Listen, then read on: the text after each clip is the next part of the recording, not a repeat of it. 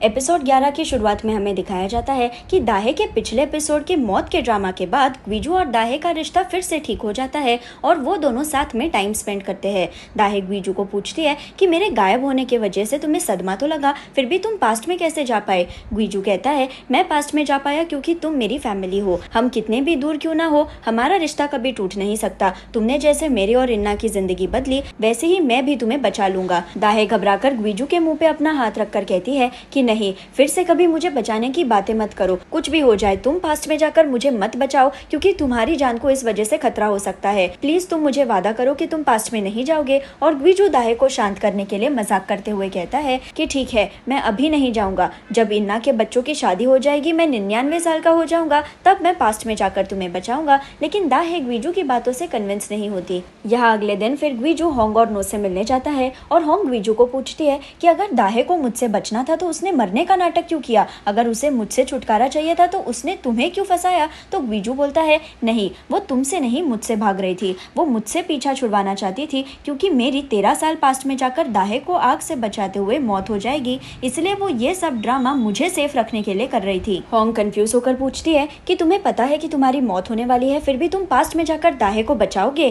ग्वीजू बोलता है हाँ, अगर दाहे को प्रोटेक्ट करते हुए मेरी जान भी चली गई तो मुझे कोई अफसोस नहीं होगा। और ग्वीजू वहाँ से चला जाता है। यहाँ दाहे और ग्वीजू जब साथ में बीच पे बैठे होते हैं तब दाहे ग्वीजू के गले को देख रही होती है। अगर आपको याद होगा तो 13 साल पहले जिस इंसान ने दाहे को आग से बचाया था उस इंसान के गले पे एक रेड निशान था, तो दाहे यही चीज चेक कर रही होती है, लेकिन ग्वीजू के गले पे कोई रेड कलर का निशान नहीं होता जिससे दाहे को राहत मिलती है। बाद में ग्वीजू और दाहे घर जाते हैं जहाँ मिसेस बोक उन्हें बताती है कि कैसे इन्ना को ग्वीजू के मौत के बारे में मिसेस बोक की आंखों में देखकर पता चल गया। इन्ना किसी से भी बात नहीं कर रही होती है क्योंकि वो खुद को ग्वीजू की मौत के लिए ब्लेम कर रही है। इन्ना सोचती है कि दाहे ने ग्वीजू को बचाने के लिए मौत का नाटक किया, लेकिन इन्ना ने अपने पापा को दाहे को ढूंढने के लिए कहा जिस वजह से सब कुछ खराब हो गया है और अब उसके पापा मरने ही वाले हैं। ग्वीजू इन्ना को मनाने के लिए उसके कमरे में तो जाता है, लेकिन इन्ना रोते हुए वहां से भाग जाती है। दोंगी जो ये पूरा सीन दूर से देख रही होती है वो ग्वीजू को अपने साथ बात करने के लिए बुलाती है।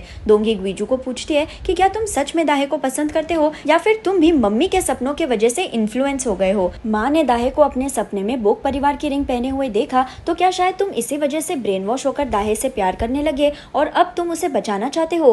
ग्वीजू बोलता है नहीं, ये मेरा खुद का डिसीजन था, मम्मी के सपनों का और मेरा दाहे से प्यार करने का कोई रिलेशन ही नहीं है। तो दोंगी बोलती है कि तुम मम्मी के सपनों पे ज्यादा भरोसा मत करो, मैं जब मॉडलिंग करती थी तब मम्मी को सपना दिखा था कि मेरे फाइनल फैशन शो के दिन किसी को चोट लगने वाली है, इसलिए माँ ने मुझे रैंप वॉक करने से मना कर दिया। जब मैं चुपके से शो देखने गई तो मेरी जगह पे जिस लड़की ने रैंप वॉक किया उसे मेरे साइज के हील्स पहनाए गए, उसे मेरा ड्रेस पहनाया गया, जिस वजह से वो स्लिप होकर स्टेज से गिर गई। अगर मैं उस दिन रैंप वॉक करती तो उस लड़की को चोट नहीं लगती, मेरे ना जाने के वजह से, मेरे हील्स पहनने के वजह से उस बेचारी लड़की को चोट लग गई। मैं अभी भी सोचती हूँ कि अगर उस दिन मैं रैंप पे चली होती, अगर मैंने मॉडलिंग के अपने सपने पूरे किए होते तो क्या आज मेरी जिंदगी अलग होती। और इसी दर्द को कम करने के लिए मैं खाने लगी। मेरा ये स्टोरी बताने का मतलब ये है कि तुम माँ के सपनों पे ज्यादा विश्वास मत करो, तुम उसके वजह से अपने डिसीजंस मत बदलो क्योंकि फ्यूचर हमेशा बदल सकता है। यहाँ दाहे और मिसेस बोक भी बात कर रहे होते हैं और दाहे मिसेस बोक को बोलती है कि सॉरी, मेरा प्लान खराब हो गया, लेकिन मैं फिर से ग्वीजू को उल्लू बनाने की कोशिश करूंगी, मैं उसे पास्ट में नहीं जाने दूंगी।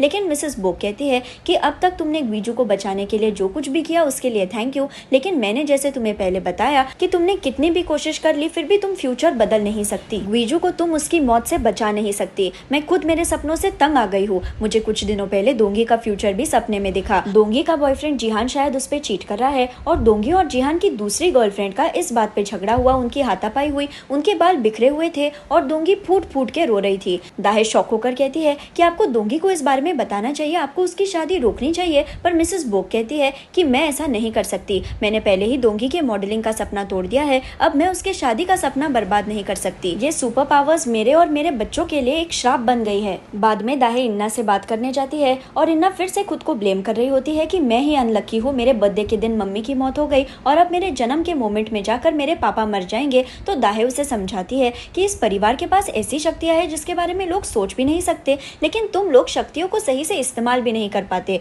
तुम चिंता मत करो, तुम्हारे दादी ने भले ही सपने में देखा होगा कि ग्वीजू की मौत होने वाली है, लेकिन मैं ऐसा नहीं होने दूंगी। मैं फ्यूचर बदलूंगी और ग्वीजू को बचाऊंगी, मैं इस परिवार को सही रास्ते पे लाऊंगी। यहाँ जिहान ने एक अपार्टमेंट ढूंढा होता है जिसमें वो और दोंगी दोंगी शादी होने के बाद रहेंगे और दोंगी ने इस अपार्टमेंट के पैसे भी भर दिए होते हैं, लेकिन जिहान अभी भी अपने घटिया हरकतों से बाज नहीं आया होता। अपनी शादी फिक्स होने के बावजूद भी वो किसी दूसरे औरत के साथ डेट पे जाता है। वो दोंगी पे आराम से चीट करता है और इस दौरान कोई तो चुपके से जिहान की फोटोज क्लिक कर रहा होता है। जिहान जब कार में बैठा होता है तब ये फोटोज जिहान को सेंड किए जाते हैं और जिहान इन फोटोज को देखकर शॉक हो जाता है।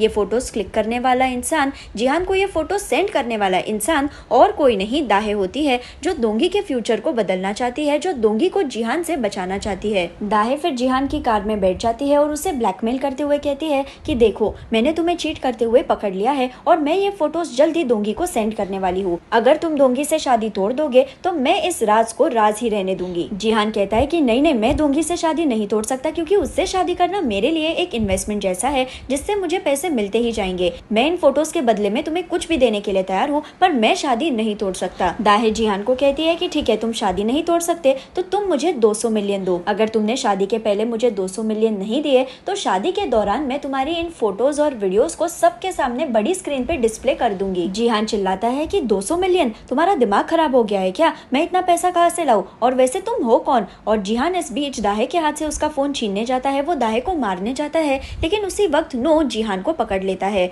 नो को देख के जिहान शांत हो जाता है, वो डर जाता है और दाहे जिहान को वार्निंग देते हुए कहती है कि अगर तुम पैसे नहीं दे सकते तो तुम शादी तोड़ दो। और दाहे फिर नो के साथ वहाँ से चली जाती है। असल में दाहे ने नो को बुलाया नहीं होता, नो खुद से वहाँ आया होता है, इसलिए दाहे नो को पूछती है कि तुम यहाँ कैसे आ गए। नो बोलता है कि होंग ने मुझे यहाँ भेजा और वैसे भी मुझे लगता है कि तुम्हें अब खुद को डेंजरस सिचुएशंस में नहीं डालना चाहिए। दाहे कहती है कि इस मम्मी का क्या ही करूँ मैं, ये मेरा पीछा छोड़ने के लिए ही तैयार नहीं है। देखो, मुझे पता है कि तुम्हें मेरी चिंता है, पर मुझे 13 साल पहले ही मर जाना चाहिए था, इसलिए मैं जो कर रही हूँ वो मुझे करने दो, तुम मेरे काम में टांग मत अड़ाओ। नो पूछता है कि क्या तुम सच में वीजू को बचाने के चक्कर में मरने के लिए तैयार हो? तो दाहे कहती है हाँ, मैं उसके लिए कुछ भी कर सकती हूँ, और दाहे वहाँ से चली जाती है। नो फिर होंग को जाकर बताता है कि कैसे दाहे ने कहा कि वो वीजू को बचाने के लिए कुछ भी कर सकती है, और होंग कहती है कि ये दोनों एक दूसरे के प्यार में इतने पागल हो गए हैं कि वो एक दूसरे के लिए खुद की जान भी सैक्रिफाइस कर देंगे। ठीक है, तुम ग्रेस को बुलाओ, मेरे पास एक आइडिया है। और यहाँ पर ये सीन कट हो जाता है। यहाँ घर पे दोंगी चुप चुपके से स्नैक्स खा रही होती है और वीजू उससे पूछता है कि तुम ऐसे चुपके से क्रिमिनल की तरह क्यों खा रही हो? तो दोंगी कहती है क्योंकि मैं क्रिमिनल्स की तरह ही गलत काम कर रही हूँ, मुझे खाना नहीं चाहिए, अगर मेरा वजन बढ़ गया तो मैं फिर से कभी उड़ नहीं पाऊंगी। और वीजू कहता है कि जब तुम स्कूल में थी तब तुम पतली नहीं थी, फिर भी तुम हर जगह उड़ सकती थी। क्या तुम्हें याद है कि बचपन में मुझे हॉस्पिटलाइज किया गया था? उस वक्त तुमने मुझे खाने में हेल्प की थी, और अगर सच बताया जाए तो उस वक्त तुम मेरी नजरों में सबसे खूबसूरत थी। दोंगी ग्वीजू को कुछ जवाब देने ही वाली होती है, लेकिन उसी वक्त ग्वीजू गायब हो जाता है और वो पास्ट के उस मोमेंट में पहुंचता है जब छोटे ग्वीजू को हॉस्पिटलाइज किया गया था और वो खाना नहीं खाना चाहता था। पास्ट के दोंगी ने ग्वीजू को खाना खाने के लिए बहुत कन्विंस किया होता है, पर छोटा ग्वीजू खाने से मना करता है और दोंगी को कहता है कि तुम ही मेरे हिस्से का खाना खा लो। और दोंगी जब खाना खाती है तब वो इतने टेस्टी तरीके से खाती है कि ग्वीजू जो खाने के लिए नखरे कर रहा था उसके मुंह में पानी आ जाता है और वो भी दोंगी को देखकर खाना खाने लगता है। ग्वीजू इस पास्ट के मोमेंट को देखकर खुश होता है और फिर से अभी के टाइम में आकर दोंगी को कहता है कि बचपन में तुम सच में खुश हुआ करती थी, इसलिए तुम अपनी शक्तियों का इस्तेमाल कर पाती थी, तुम्हारे वजन का और तुम्हारी सुपर पावर्स का कोई रिश्ता ही नहीं था। और दोंगी ये बात सुनकर नाराज होती है और कहती है कि हाँ, मुझे भी समझ नहीं आ रहा है कि मैं अब खुश क्यों नहीं हूँ। मैंने इतना वजन कम किया है, मैं जिस इंसान से इतना प्यार करती थी, मेरी उस इंसान से शादी भी होने वाली है, लेकिन फिर भी मैं खुश नहीं हूँ। ग्वीजू बोलता है कि तुमने खुद ही अपने सवाल का जवाब दे दिया है, तुमने कहा कि तुम जिस इंसान से प्यार करती थी, ना कि तुम जिस इंसान से प्यार करती हो। और ग्वीजू की यह बात सुनकर दोंगी सोच में पड़ जाती है कि क्या वो सच में जिहान से प्यार करती है, क्या वो सच में जिहान के साथ खुश है। हमें फिर दिखाया जाता है कि यहाँ जिहान दाहे को मिलने बुलाता है और उसे 200 मिलियन देते हुए कहता है कि मैंने अपना वादा निभाया है, तो तुम अब दोंगी को वो फोटो सेंड मत करो। और दाहे हैरान हो जाती है क्योंकि उसे लगा था कि जिहान कभी भी उसे इतने पैसे नहीं देगा और कैसे जिहान दोंगी से शादी तोड़ देगा, लेकिन जिहान ने समा उसे पैसे दे दिए हैं और दाहे का दोंगी को बचाने का प्लान अब फ्लॉप हो गया है। जिहान के वहां से जाने के बाद दाहे की कार में ग्रेस आ जाती है और दाहे उससे पूछती है कि क्या मम्मी ने अब तुम्हें मुझ पे नजर रखने के लिए भेजा है। और यहाँ पर यह सीन कट हो जाता है। यहाँ शादी के एक दिन पहले जिहान अपनी दूसरी गर्लफ्रेंड को लेकर उसके और दोंगी के नए घर में जाता है, जहाँ वो दोनों साथ में वाइन पीते हैं और वो इंटीमेट होने ही वाले होते हैं। लेकिन उसी वक्त घर के दरवाजे को बाहर से खोलने की आवाज आती है और जिहान पैनिक होकर जल्दी से अपने गर्लफ्रेंड को छुपा देता है और खुद नॉर्मल होने की एक्टिंग करते हुए घर के एंट्रेंस के पास खड़ा हो जाता है। घर के दरवाजे को दोंगी और ग्रेस ने खोला होता है, क्योंकि ग्रेस ने दोंगी को जबरदस्ती पकड़ के लाया होता है, ये कहकर कि मेरे साथ चलो, तुम्हारे नए घर में तुम्हारे लिए एक गिफ्ट है। इसलिए दोंगी ग्रेस की बात मानकर उसके और जिहान के नए अपार्टमेंट में आई होती है और जिहान को वहाँ देखकर दोंगी को शॉक लगता है। दोंगी को टेबल पे 2 वाइन ग्लासेस दिखते हैं तो जिहान बहाने बनाता है कि ये 2 ग्लासेस मेरे और तुम्हारे लिए ही है, मैं अब तुम्हें कॉल करने ही वाला था। लेकिन उसी वक्त ग्रेस जिहान की दूसरी गर्लफ्रेंड जो कबर्ड में छुपी थी उसे बाहर लाती है। ये गर्लफ्रेंड वहाँ से भाग जाती है और जिहान, जिसकी चोरी अब पकड़ी गई है, वो अपने घुटनों पर बैठकर दोंगी से माफी मांगने लगता है और कहता है कि प्लीज दोंगी, मुझे माफ कर दो, मुझे एक और चांस दे दो, मैं तुमसे बहुत ज्यादा प्यार करता हूँ।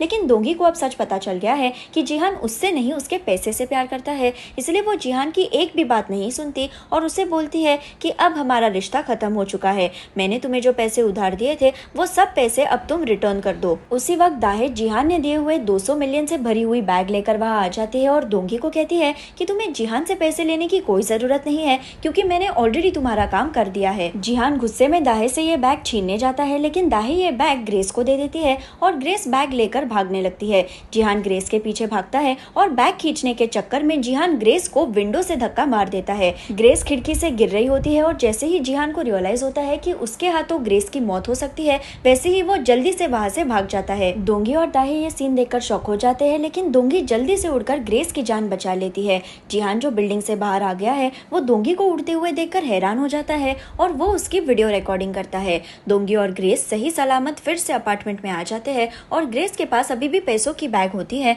और दोंगी फूट फूट के रोने लगती है क्योंकि वो फाइनली उड़ पाई। इस सीन को देखकर दाहे को रियलाइज होता है कि मिसेस बोक ने जो सपने में देखा था कि दोंगी और किसी औरत का झगड़ा हुआ है, उनके बाल बिखरे हुए हैं, तो ये सब उड़ने की वजह से हुआ और दोंगी जो सपने में रो रही थी वो असल में खुशी के आंसू थे, क्योंकि उसकी सुपर पावर्स वापस आ गई है। दोंगी, दाहे और ग्रेस यहाँ एक दूसरे को खुशी से गले लगाते हैं और घर जाने पर दाहे मिस्टर और मिसेस बोक को ये पूरी स्टोरी बताते हुए कहती है कि मिसेस बोक के सपने श्राप नहीं है, हमें सिर्फ इन सपनों को सही तरीके से इंटरप्रेट करना आना चाहिए, हमें सिर्फ इन सपनों को सही तरीके से समझना चाहिए। यहाँ इन्ना, जो अभी भी ग्वीजू को अवॉइड कर रही है, उसे ग्वीजू बाहर घूमने लेके जाता है और कहता है कि मैं तुम्हें छोड़कर कहीं नहीं जाने वाला, तुम्हारे जन्म का पल मेरे लिए सबसे खुशी का है और इसी पल को इस्तेमाल करके मैं दाहे को हेल्प करूंगा और इसी खुशी को हमारे जिंदगी में बाकी लोगों में बांटूंगा। इन्ना कहती है कि अगली बार हम दाहे को भी घूमने लाएंगे और यहाँ पर इन्ना और ग्वीजू के बीच जो दूरियां थी वो मिट जाती है। यहाँ दाहे को दिखता है कि नो अभी भी उस पे वॉच रख रहा है, इसलिए दाहे होंग से मिलने चाहती है ताकि वो उससे पूछ पाए कि तुम अभी भी मुझ पे नजर क्यों रख रही हो। लेकिन होंग दाहे को कहती है कि पहले मुझे मेरे दूसरे गेस्ट से मिलने दो और ये दूसरा गेस्ट और कोई नहीं मिसेस बोक होती है। होंग मिसेस बोक को 2 बिलियन लॉटरी का टिकट देते हुए कहती है कि मैंने आपसे कहा था ना कि ग्वीजू और दाहे की शादी के लिए मैं पैसे दूंगी, तो ये मेरा कंट्रीब्यूशन है। दाहे होंग का ये एटीट्यूड देखकर शॉक हो जाती है और यहाँ पर ये सीन कट होता है और फिर हमें दिखाया जाता है कि जब पहले के सीन में नो ने होंग को जाकर बताया कि कैसे दाहे ग्वीजू के लिए कुछ भी कर सकती है और होंग ने कहा कि मेरे पास एक आइडिया है, तुम ग्रेस को बुलाओ, तो अब यहाँ पे हमें बताया जाता है कि होंग का आइडिया ये था कि दाहे जो जिहान को सबक सिखाना चाहती है उसे ग्रेस और नो ने हेल्प करनी चाहिए, क्योंकि दाहे अकेले जिहान को स्कैम नहीं कर पाएगी और जिहान को फंसाना दाहे के लिए डेंजरस हो सकता है। जब दाहे ने जिहान को 200 मिलियन मांगे तब जिहान लोन्स ढूंढ रहा था और उसी वक्त प्लान के मुताबिक नो ने जाकर जिहान को पूछा कि क्या तुम्हें सस्ते इंटरेस्ट में लोन चाहिए, और जिहान नो के जाल में फंसकर होंग के लोगों से ही लोन ले लेता है और दाहे को 200 मिलियन देता है। पहले वाला सीन जहाँ ग्रेस दाहे के कार में आई तब ग्रेस ने दाहे को कहा कि वो जिहान का पर्दाफाश करना चाहती है, इसलिए ग्रेस ने दाहे को हेल्प करने के लिए दोंगी को अपार्टमेंट में लाया, जिससे जिहान रंगे हाथों पकड़ा गया। यहाँ दाहे समझ जाती है कि जिहान को सबक सिखाने में उसे नो, ग्रेस और सबसे ज्यादा होंग ने मदद की है। दाहे होंग को पूछती है कि तुमने मेरी हेल्प क्यों की, तो होंग इमोशनल होकर बोलती है कि मैंने जब तुम्हारे मौत की खबर सुनी तो मुझे रियलाइज हुआ कि तुम मेरे लिए कितनी इंपॉर्टेंट हो, तुम्हें खोना मेरे लिए सबसे बड़ी सजा थी। और होंग दाहे को गले लगाते हुए कहती है कि मैं बहुत खुश हूँ कि तुम जिंदा हो, तुम सही सलामत हो, मैं एक अच्छी माँ नहीं बन पाई उसके लिए सॉरी, मैंने तुम्हें कहा था ना कि मैं तुम्हें और ग्वीजू को खुश देखना चाहती हूँ, इसलिए मैंने तुम्हारी हेल्प की। और दोनों दाहे और होंग रोने लगती है क्योंकि अब उनके बीच की गलतफहमी खत्म हो गई है। यहाँ मिस्टर बोक और मिसेस बोक के बीच की भी गलतफहमी दूर हो जाती है और वो दोनों पुराने टाइम की तरह फिर से एक साथ डांस करते करते हैं। ग्वीजू अपने मम्मी पापा को देखकर खुश होता है और अचानक से वो अपने बचपन के पल में पहुंच जाता है जहां वो पार्क में खेल रहा था और मिस्टर बोक और मिसेस बोक वहां डांस कर रहे थे। उसी वक्त पार्क में ग्वीजू को छोटी दाहे दिखती है जो साइकिल चला नहीं पा रही होती है और उसके फ्रेंड्स उसका मजाक उड़ा रहे हैं। ग्वीजू दाहे को पहचान लेता है और वो दाहे को हेल्प करना चाहता है, इसलिए वो दाहे की साइकिल को धक्का मारता है और दाहे बहुत ज्यादा खुश होती है क्योंकि वो साइकिल चला पा रही है। इसी बीच ग्वीजू की गर्दन को एक पेड़ की ब्रांच लग जाती है और उस वक्त तो ग्वीजू को कुछ रियलाइज नहीं होता, लेकिन फिर से अभी के टाइम में वापस आने पर ग्वीजू जब आईने में देखता है तब उसे दिखता है कि उसकी गर्दन पे जहाँ ब्रांच लगी थी वहाँ एक रेड निशान, एक रेड स्पॉट आ गया है। ग्वीजू की गर्दन पे का निशान एग्जैक्टली उसी निशान की तरह होता है जो दाहे ने 13 साल पहले आग में देखा था और ग्वीजू इस निशान को ढककर बोक परिवार के साथ खाना खाने बैठ जाता है और यहाँ पर एपिसोड 11 खत्म हो जाता है। अगर आपको मेरा वीडियो पसंद आए तो उसे लाइक ज़रूर कीजिए और मेरे चैनल को सब्सक्राइब करना ना भूलें। Thank you.